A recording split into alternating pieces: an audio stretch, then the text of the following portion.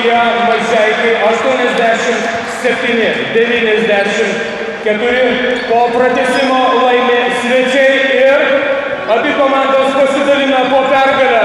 Svečiuose Mažeikiuose Alytus buvo nugalėjęs 88-86. Kitos rungtynės čia Alytaus arenoje jau kitą šeštadienį 16 valandą. Alytaus Dzūkija, Molėtų Ežerūnas Karys. Šiandien rezultatyviausi žaidėjai aikštėje buvo Mažeikių kapitonas Lektas Liudleris Osvaldas Mačernis 24.21 taškas. Priklauso 15 numerį Eigirdiui Žukauskui. Alytaus komandoje rezultatyviausias Cezarį Krybanskai 20 taškų. 18 Povilas Šakinis, 16 Brian Harrison. Tiek krepšinio, čia krepšinio savaitgalio, beje, jis dar nesibaigė, ką domina. Rytoj žaidžia senjorai, taip pat